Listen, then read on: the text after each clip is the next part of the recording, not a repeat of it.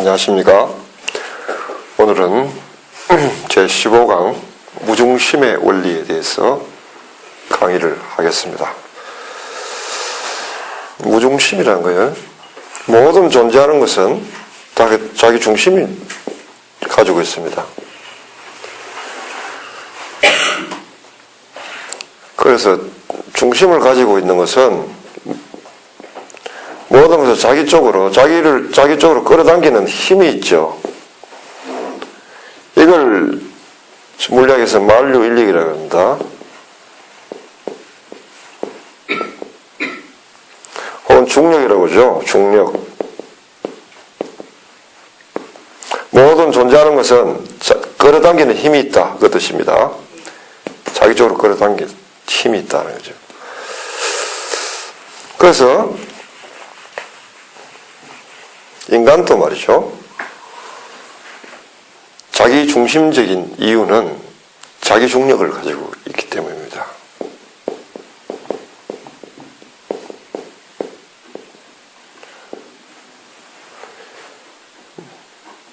이걸 이기적이라고 그러죠. 이기적.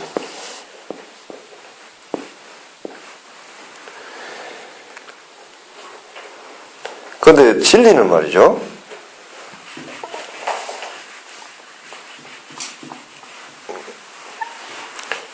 중심이 아니라 진리는 무중심에 있습니다. 즉 자기 중심으로부터 해방되는데 진리 체험이 있다는 것입니다.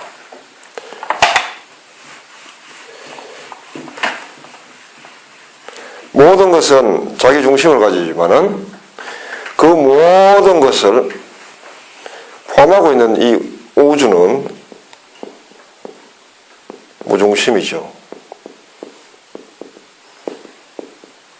우주에는 중심이 없다.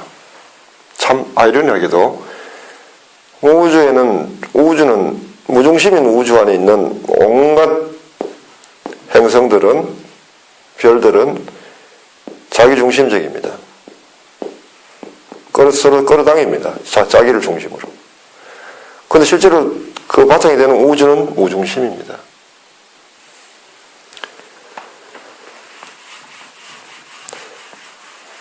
이와 마찬가지로 이 모든 것이 무중심이라고 하지만은 무중심이 아닌 우주가 있듯이 말이죠. 이처럼 무중심적인 존재,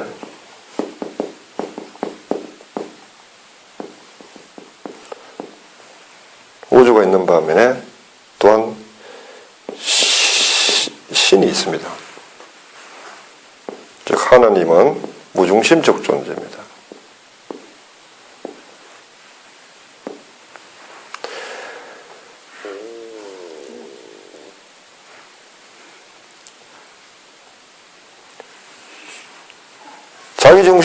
자기 중심으로부터 이탈하는 거, 해방하려는 거,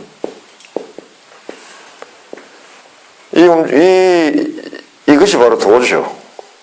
우리가 도라고 하는데, 도가 무엇이냐? 라고 묻는다면, 도는 무중심이다. 라고 이야기할 수 있습니다. 아마, 물리학이 옛날에 발달했다면은, 노자 시대에 물리학이 발달해가지고 우주가 무중심이라는 걸 알았다면 노자는 도는 우주가 곧 도다라고 이야기했을 것입니다. 자, 그럼 무중심적 세계와 자기중심적 세계 이렇게 크게 나눠질 수 있겠죠. 자, 자아의 세계는 자아를 중심으로 한 자아를 둘러싼 모든 이 세계는 바로 자기 중심적 세계입니다. 이 세계. 반면에 진화는 무중심입니다.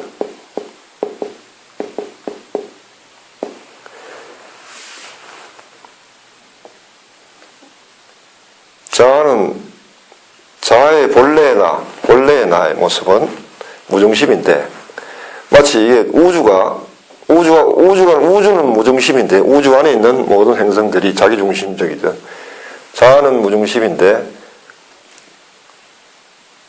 자아를 바탕으로 하고 있는, 그 안에 있는, 진화를 바탕으로 하고 있는 그 자아는 또 자기중심적이죠. 실체는 무중심적인데, 그 그림자는 자기중심적이란 말이죠. 참 아이러니합니다. 그래서 인간이 진화를 향하고 또 인간이 무중심인 신을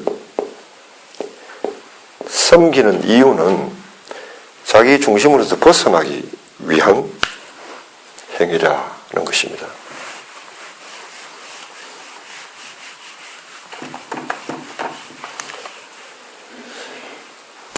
태양이 이렇게 있으면 말이죠. 태양이 있으면은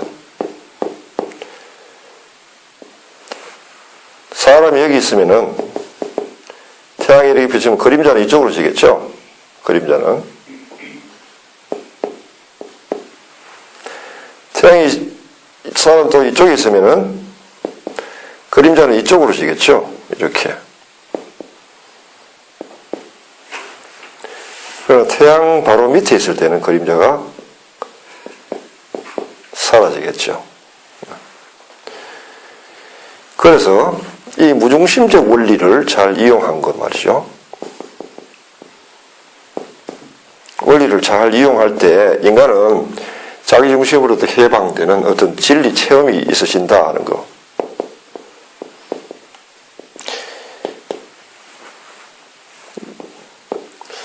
이 이치를 인간이 어느 순간인가 깨달은 것 같아요. 사실은 우리 생활 속에서는 이 원리를 이용하는 것들이 여러 가지 보입니다.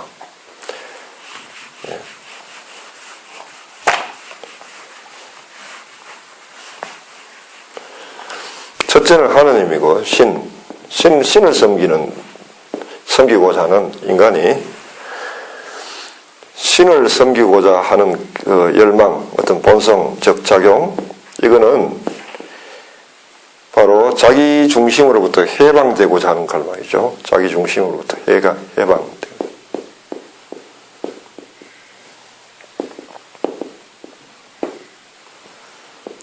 문제는 이 신이 무중심적이어야 됩니다.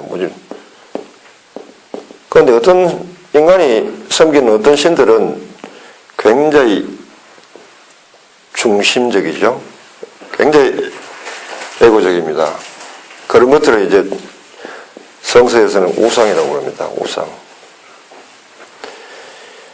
자기중심적인 신과 무중심적인 신의 차이는 어떤 거냐 하면은 열심히 섬길 때는 모릅니다.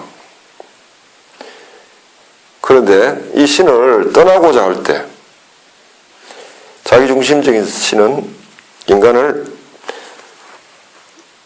위협하고 두려움을 주고 협박을 하죠. 네가 나를 떠나서는 살 수 없다. 큰 화가 미칠 것이다. 라고 하지만은 무중심적인 신은 그런 게 없죠. 인간을 자유롭게 합니다. 따라서 참된 신은 무중심적인 신이고요. 이 신에게 집중하면 할수록 인간은 자기로부터 해방이 되고, 반대로 거짓 신에 의해서는 인간이 집중하면 집중할수록 여기에 사로잡혀 놓여야 됩니다. 그래서 종교를 가졌다, 신앙을 가졌다 하는 사람들이 자기가 섬기는 그 신에 노예가 되어 있느냐, 자유롭게 되어 있느냐를 보면 자기가 섬기는 신이 올바른지 아니면 우상인지 금방 알 수가 있죠.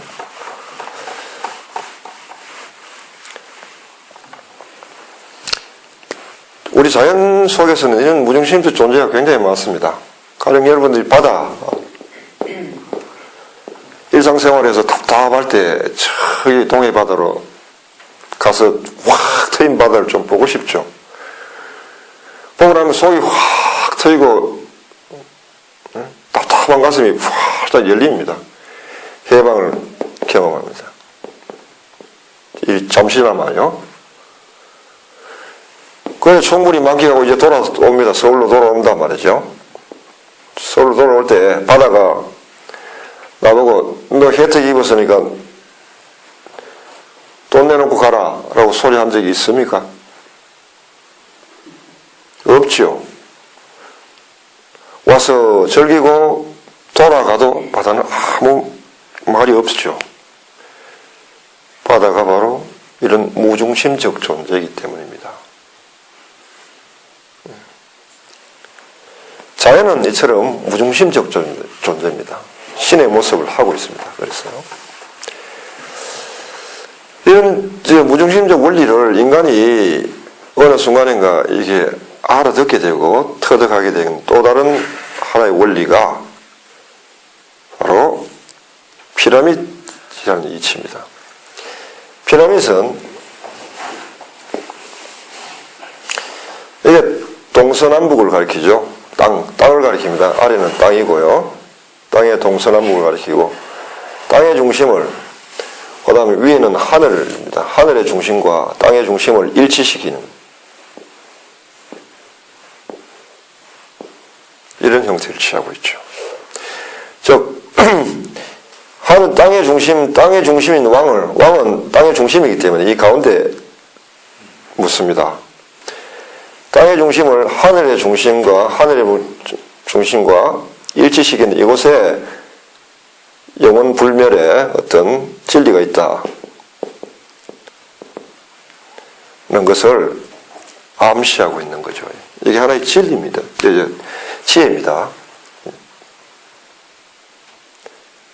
그래서 이집트 같은 나라에서는 왕이 죽으면은 이 피라밋을 세우고 왕을 그 한 가운데다 이렇게 안장을 했습니다. 왕은 이제 신의 아들이니까 이제 불생불멸로 들어간다라는 의미를 이렇게 응용한 거죠. 이 이치를 또 같이 이 무중심적 원리를 이용한 것이 바로 가부좌입니다.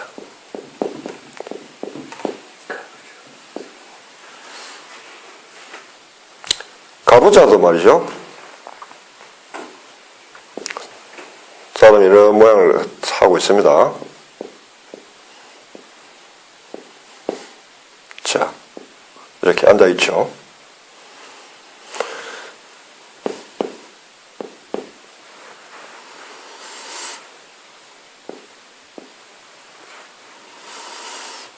옆에서 보면 이런 모양이죠.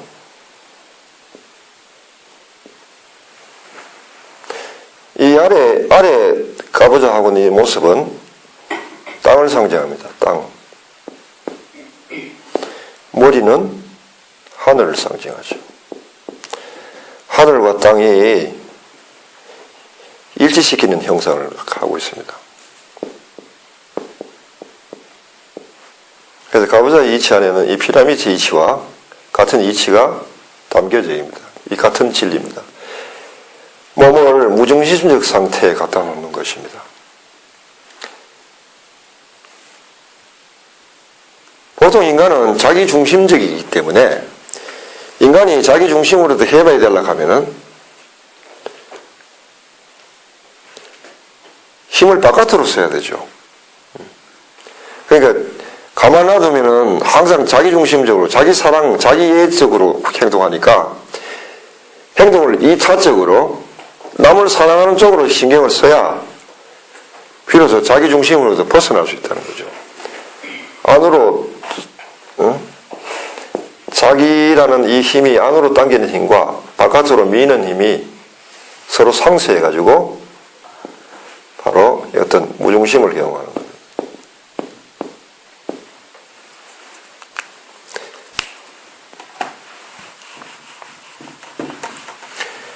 자, 그러면 가부좌에서도 이제 이런 원리가 있으니까 가부좌 자세를 취하고 있으면은 이런 자세만 취하고만 있어도 자기로부터 해방이 되기 때문에 자유와 평화와 안식을 누리는 것입니다. 실제로 아무것도 안 하고 이 자세만 취해도 사실은 이런 이치가 있다는 걸 알면 명상하는 데 매우 도움이 되겠죠.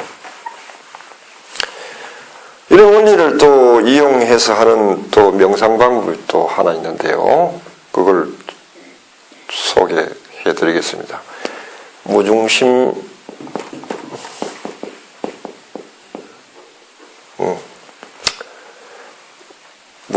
명상 혹은 나는 무중력 명상이라고 부릅니다.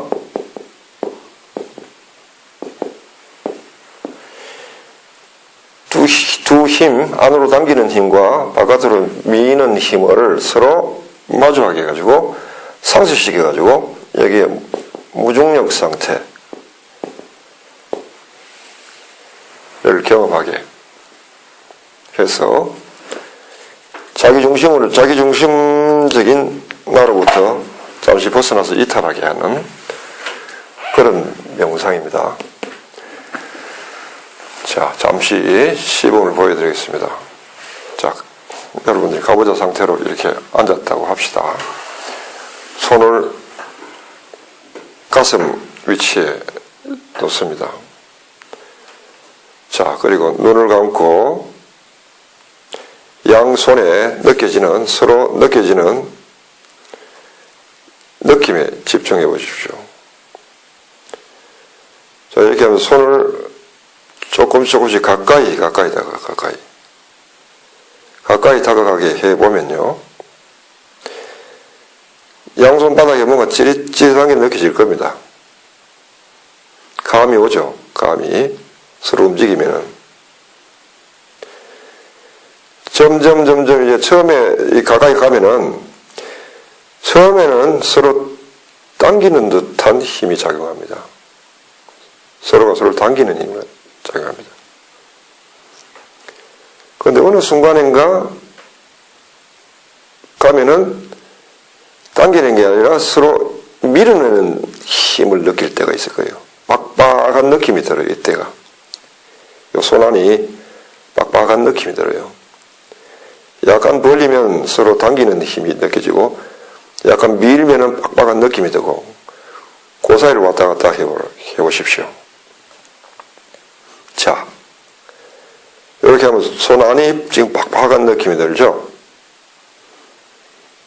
예, 빡빡한 느낌이 들 마치 이 안에 풍선이 들어있는 듯한 느낌이죠.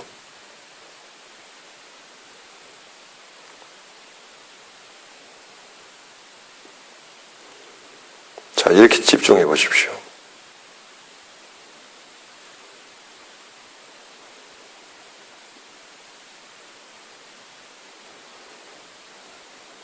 그래서 가만히 있는 것보다는 약간씩 손을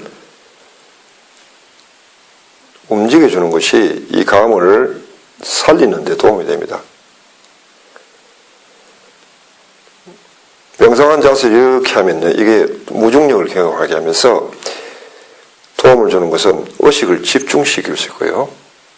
이것을 하는 한 다른 생각으로부터 벗어날 수 있습니다.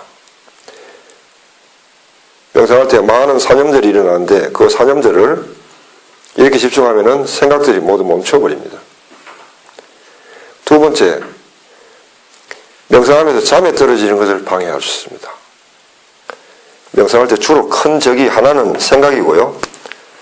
이런저런 잡생각들, 또 하나는 잠인데 이 두 적을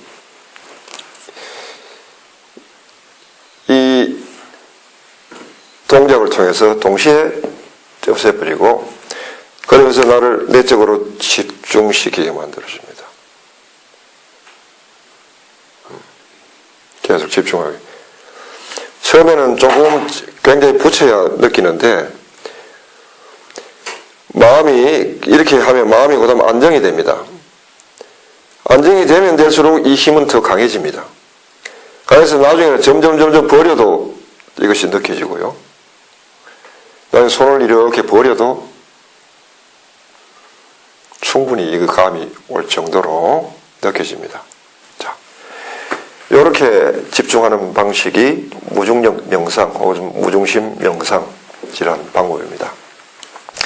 바로 무중심의 원리를 명상에 적용시켜가지고 명상의 한 방법으로 만든 원리죠. 여러분들도 일상생활 속에서 이 무중심의 원리를 한번 찾아보십시오. 찾아보면은 의외로 주변에 많이 있다는 걸 알게 될 것입니다. 그리고 그걸 활용한다면은 자기로부터 해방되는데 큰 도움을 얻을 것입니다. 자, 오늘은 간단하게나마 무중심의 원리가 무엇인지 알아봤습니다. 여기서 마치겠습니다.